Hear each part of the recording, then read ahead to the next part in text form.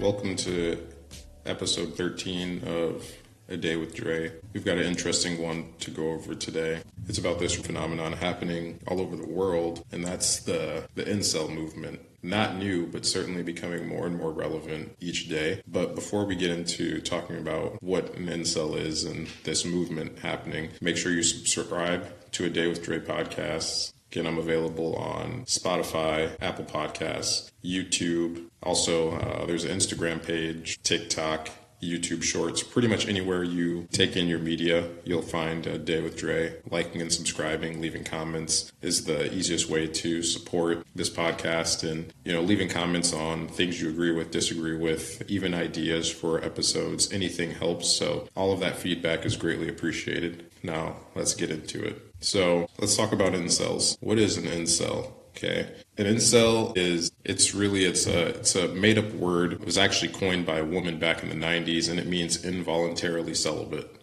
meaning celibate means you don't have sexual relationships. And incels are involuntarily celibate, meaning they're not choosing their celibacy, but it's forced onto them, really. But how is that relevant in today's digital age? When you hear incel, you don't think of a woman, really. You're probably thinking of a man, right? And incels are a group of men by today's, digital standard that are unable to find romantic or sexual partners, but they want to. Right? That's why it's involuntarily celibate. And this leads to frustration, resentment, and anger towards women in today's current society. These men think that they're unjustly being denied relationships, and this leads to some extremist behavior. And lately it's been grouped in with a lot of, homophobia, sexism, racism. It's kind of run into some very extremist opinions that are way far right in ideology, and it's becoming more and more prevalent with young people.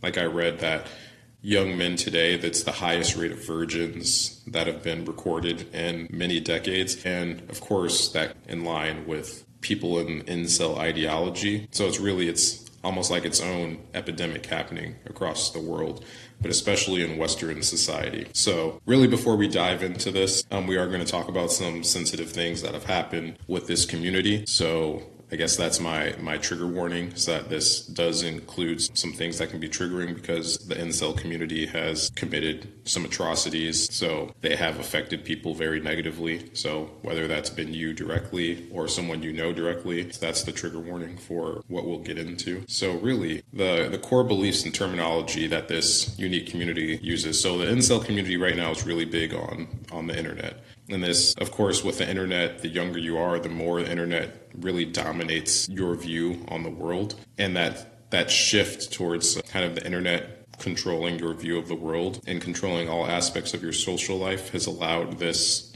group of people that maybe traditionally would have had to talk to people in person and form relationships that way. People have become a lot more exclusive and picky about the people that they want to talk to. And the internet also allows you to be able to reach out to a lot more people at once. So basically, it seems like the internet's allowed these small groups of people that maybe would have been kind of isolated to find other groups of people that also feel isolated. And these isolated communities, especially from the incel standpoint, these groups of people that don't necessarily get to communicate with women in the way that they want to, find each other and almost radicalize each other. So the terminology used in these communities are very interesting because they almost, although they're the ones kind of living in an altered reality, they like to say that people like me are living in an altered reality, and they use the Matrix. And if you haven't seen the Matrix, it's an older movie. It's a movie series, but there's basically you're in an online world, but the people that are in the Matrix don't realize they're in the Matrix. So one of the things that happens is in the Matrix, Neo, the protagonist, the main character, he's given the option of a blue pill and a red pill. So the red pill it'll allow him to see outside of the Matrix. He'll be able to understand that the Matrix is an illusion and he'll be able to see outside of it. But the blue pill will allow him to return to only experiencing that illusion. So even though you're experiencing an illusion, it might be happy whereas the red pill allows you to see the world for what it is, the actual reality. And from an incel standpoint, they say the red pills are embracing the idea that your unhappiness as a man and your lack of sexual success as a man is the fault of women and the growing strength of the feminist movement. And the men that don't accept this reality are the blue-pilled people. And then on the more extremist end, there's also the black-pilled people. And the black-pilled people are, these are incels that accept that fighting against the feminist system, fighting against this wave of feminism it's futile. So you're either encouraged to go commit suicide or go be a hero. And the way they spell hero is really interesting because when they spell a hero, they make the E and the R capital.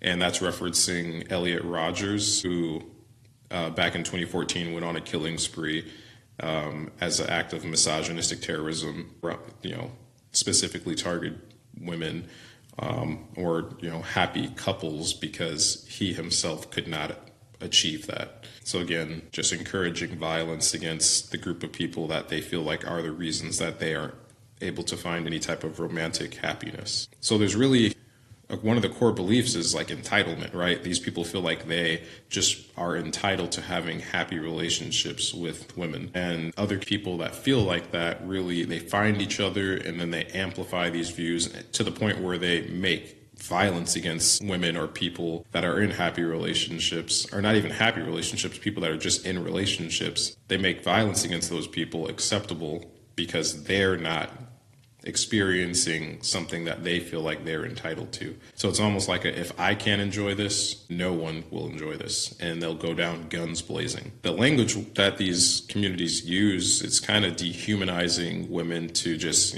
objects, because they just feel like they're able to get what they want out of these people. And it just makes them almost a commodity or a property. The psychology behind this, again, this idea that there's this attack that feminism is eliminating these men's ability to successfully court women, but they're the ones that say that if you don't believe that, you're living in the false universe. But they believe in this conspiracy against feminism and men in general. So it's kind of interesting, the psychology around that. But yeah, generally speaking, incels believe that there's a war on men. And there are there is a war on things that people consider manly behavior, but that's really the war on toxic masculinity, right? That war is not on being a man itself. And this isn't the time for me to really go into what toxic masculinity means, but in general, it's just there's just restrictive and harmful social expectations that are placed on you just for being a man. So it's not that masculinity is bad, but there's toxic masculinity, and that means that things such as like dominance, aggression, suppressing your emotions. You don't feel emotions as a man. You reject anything that's considered feminine, and that leads to harmful behavior, self-behaviors, harmful behaviors to other people, and really just tanks your mental health when you live by those rules. And I think feminism and kill the patriarchy is really trying to get away from those things, but it's not trying to get away from being a man, if that makes sense. But people conflate the two, and they take, empowering women and getting rid of the patriarchy, they take that as just attacking men. And so that's where this idea of the war on men comes from. But as we've become a more and more online culture, one of the issues is that social media and online dating has really changed how people interact with each other. Because once upon a time, you had to go meet someone. You had to run into someone at the gym. You had to go to class with someone. Now people can find people that they want to date from across the country through an app by swiping on something. And incels believe that this has allowed the top 20% of men to really hoard 80% of women. Where these numbers come from is really a mystery, to be honest with you, because there's just no evidence for that. But then they believe the rest of the 80% of men get the bottom 20% of women. And that's the logic that they're using. I think if you're out in the world interacting with people, you realize that that's just hearsay. That's not remotely true. And also, when you grade people like a bell curve, it's just setting you up for failure anyways. But the idea is, they say that unless you're in that top 20% of men physically or top 20% of men from an income standpoint, you have to fight with the other 80% of men to get someone from the bottom 20% of women. And that obviously is not true. But these people that feel like, most men can't compete, most men don't get women, they find each other online. They reinforce these views, and someone that's lonely, someone that feels like an outcast, if you find other people that feel like that and you find community in that, you can really radicalize yourself. And they believe that changing of gender roles and expectations has empowered this because women have become more independent and women are pickier about the men. So the women are holding themselves out for that top 20% of men. And, it's just stuff that's not necessarily true that has radicalized this group of people to the point where they're really thinking that they can't, that a normal average man cannot be, and we're saying, what does average even mean? Whatever that means to you, average looking, whatever average job can't get a normal person or, a person that's above normal, however you look at it.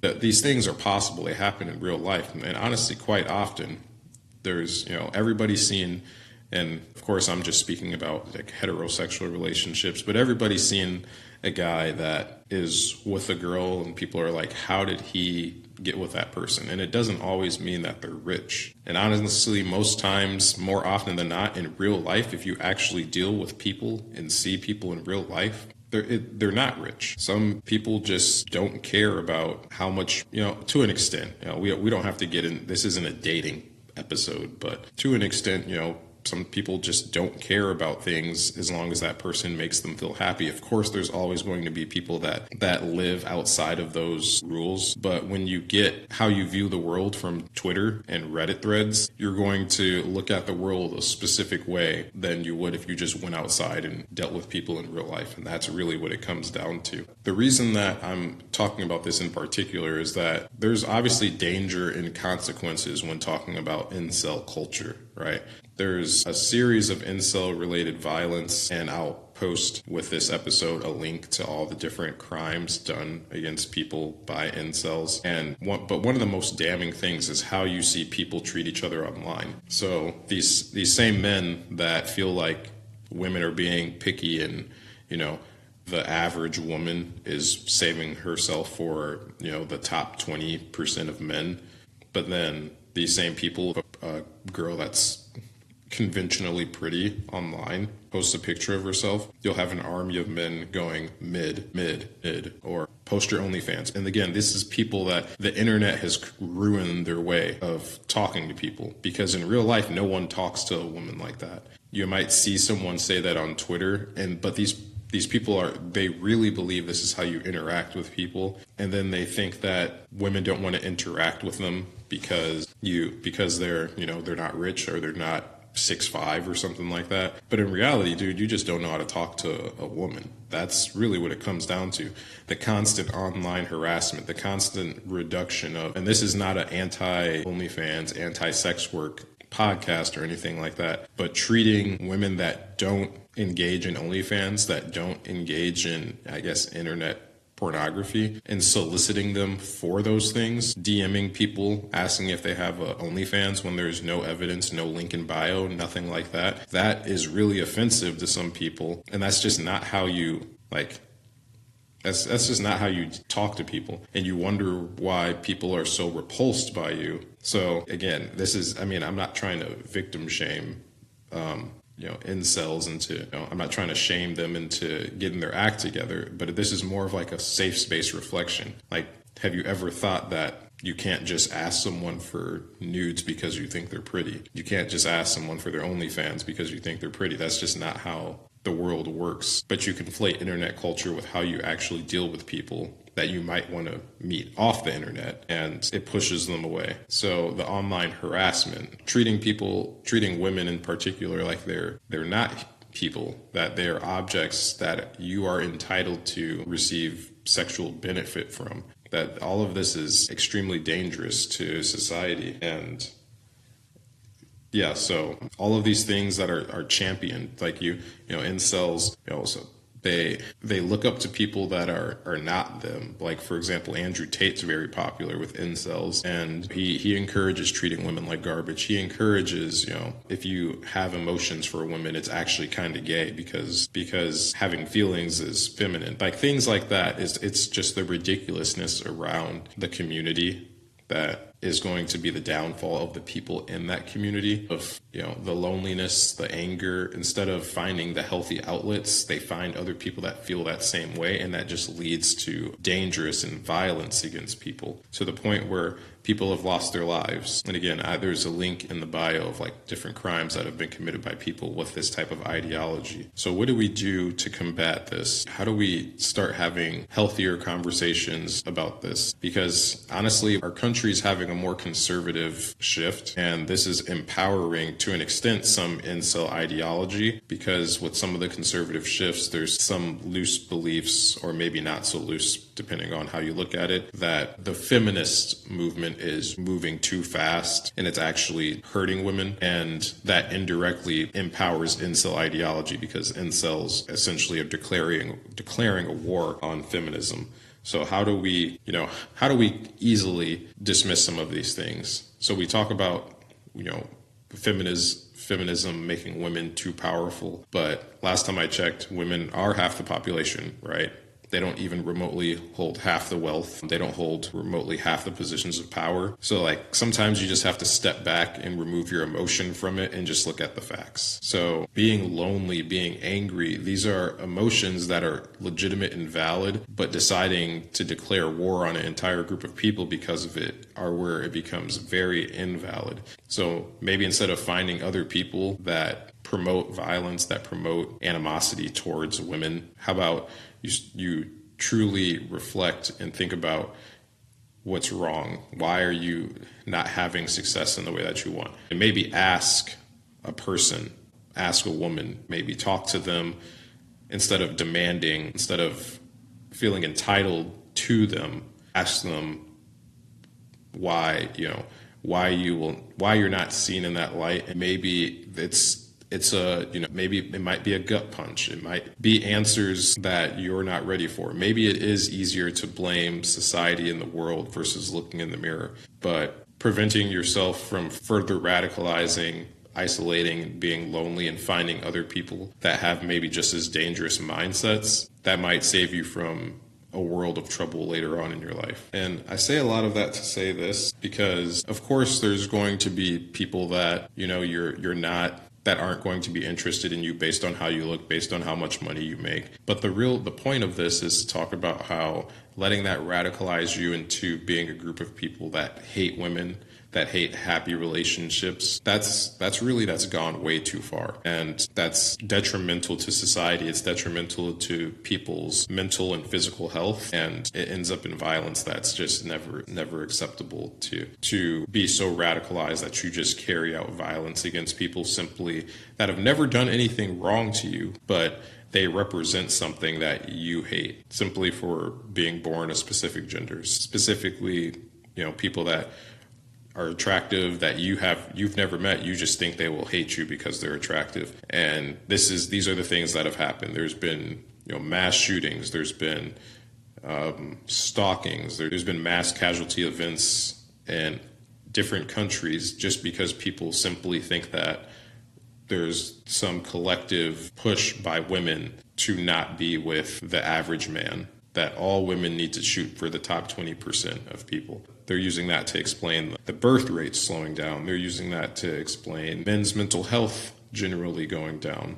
And I think this all starts from echo chambers online. And as much as I think the internet's fun, I'm old enough to remember a time where I had to socialize with people without the internet. And that allows me to realize that outside of these internet walls, there's a whole world out there where people don't care about, sticking to Twitter guidelines for dating. And I think once the incel community is reminded that, it remembers that, the vast majority of the men in that group can be happy.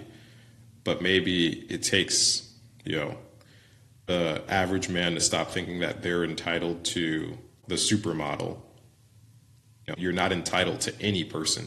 And once that simple thought can get through your head, maybe you'll be on the road to happiness. All right, that's all I've got for today. It's a shorter episode, but again, thanks for hanging with me, listening to me rant about this rise in incel ideology.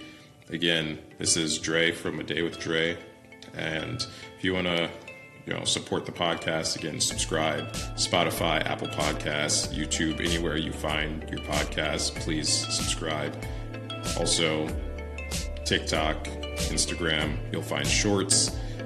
Any support is appreciated and welcomed. Peace.